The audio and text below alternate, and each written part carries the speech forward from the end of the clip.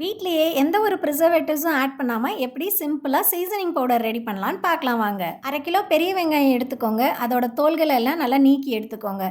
இந்த மாரி seasoning powder நம்ம எதுக்கு யூஸ் பண்ணலாம் அப்படின்னா, சிப்ஸு, பாப்கார்ன் இதுக்கு எல்லாத்துக்குமே யூஸ் பண்ணிக்கலாம். அதே மாதிரி ஒரு 1/4 கிலோ அளவுக்கு பூண்டும் நல்லா தொளிச்சு வச்சுக்கோங்க.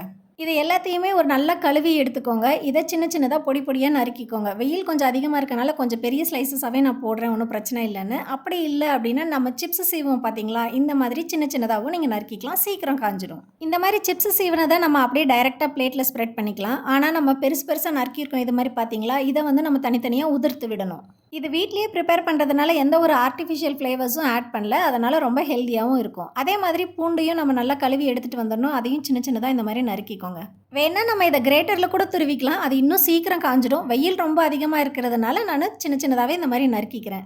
1/2 கிலோ அளவுக்கு தக்காளி எடுத்துக்கோங்க. அதையும் நல்லா வாஷ் பண்ணி எடுத்துட்டு வந்துருங்க. அதையும் சின்ன சின்னதா கட் பண்ணிக்கோங்க இந்த மாதிரி. முடிஞ்ச வரைக்கும் ஷார்ப்பான கத்தி எடுத்துக்கோங்க. அப்பதான் அந்த ஸ்லைசஸ்க்குள்ளேயே அந்த ஜூஸஸ் எல்லாம் இருக்கும். இந்த தக்காளி பவுடர் பண்றது எல்லாமே பார்த்தீங்கன்னா, ரொம்ப டேங்கியா இருக்கும். நம்ம சிப்ஸ்க்கு நம்ம வீட்ல ஃப்ரை பண்ணி சாப்பிடுறோம் பார்த்தீங்களா? அந்த மாரி பொருட்களுக்கெல்லாம் இதெல்லாம் ஆட் பண்ணி சாப்பிட்டோம் அப்படின்னா, ரொம்ப டேஸ்டியா இருக்கும். பசங்க வெளியவே இனிமே எதுவும் சாப்பிட மாட்டாங்க. வீட்லயே என்ன கேட்குறாங்களோ அதெல்லாம் இந்த மாதிரி நம்மளே பண்ணி குடுக்கலாம். இந்த தக்காளி செலக்ட் பண்றப்ப மட்டும் கொஞ்சம் நாட்டு தக்காளியா பார்த்துக்கோங்க. ஏன்னா, அப்பதான் அந்த டேங்கினஸ் கொஞ்சம் எக்ஸ்ட்ராவா இருக்கும். கொஞ்சமா பவுடர் ஆட் பண்ணாலும் கொஞ்சம் டேஸ்ட்டா இருக்கும். இது எல்லாமே இப்போ ஒரு பிளேட்ல ஸ்ப்ரெட் பண்ணி விட்டுக்கலாம். கொஞ்சம் ஒண்ணோட ஒண்ணு ஒட்டாத மாதிரி பார்த்துக்கோங்க. உங்களுக்கு வேணும்னா நீங்க இத அதிக குவான்டிட்டில ப்ரிப்பேர் பண்ணிக்கலாம். இது ரொம்ப சிம்பிளான ப்ராசஸ்னால நான் அப்பப்போ ஒரு 1/2 கிலோ அந்த ரேஞ்சுக்கு மட்டும் தான் நானு ப்ரிப்பேர் பண்ணி வச்சுக்குவேன். பூண்டையும் அதே மாதிரி ஒரு பிளேட்ல நல்லா ஸ்ப்ரெட் பண்ணி விடுங்க. நம்ம உதிர்த்து வச்சிருக்க வெங்காயத்தையும் ஒரு பிளேட்ல நல்லா இந்த மாதிரி ஸ்ப்ரெட் பண்ணி விட்டுக்கோங்க. நம்ம ஸ்ப்ரெட் பண்ணி வச்சிருக்க பிளேட் எல்லாமே நம்ம டைரக்ட் சன்லைட்ல தான் காய வைக்க போறோம். இது மேல எதுவும் தூசி படாம இருக்கிறதுக்காக மெல்லிசான ஒரு துணி போட்டு மூடி வச்சுக்கோங்க.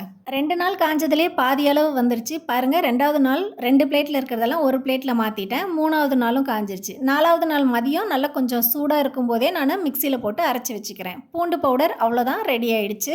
எந்த ஒரு ப்ரிசர்வேட்டிவ்ஸும் ஆட் பண்ணாம பூண்டு பொடி வீட்லயே ரெடி பண்ணியாச்சு. இதே மாதிரி வெங்காயத்தையும் ஒரு மிக்சர் ஜார்ல ஆட் பண்ணிக்கோங்க. இதையும் நல்லா ஃபைன் பவுடரா அரைச்சிட்டு வந்துருங்க. இந்த மாதிரி நல்லா ஃபைன் பவுடரா இருக்கணும். ஒருவேளை உங்களுக்கு லைட்டா கட்டி படுற மாதிரி இருந்தது அப்படின்னா கொஞ்சம் நேரம் வெளியே வச்சு உதிர்த்து விட்டுட்டு அப்புறமா கண்டெய்னர்ல ஸ்டோர் பண்ணிக்கோங்க. அதே மாதிரி தக்காளியும் இப்போ அரைச்சி எடுத்துட்டு வந்துடலாம். இதையும் நல்லா ஃபைன் பவுடரா அரைச்சி எடுத்துக்கோங்க.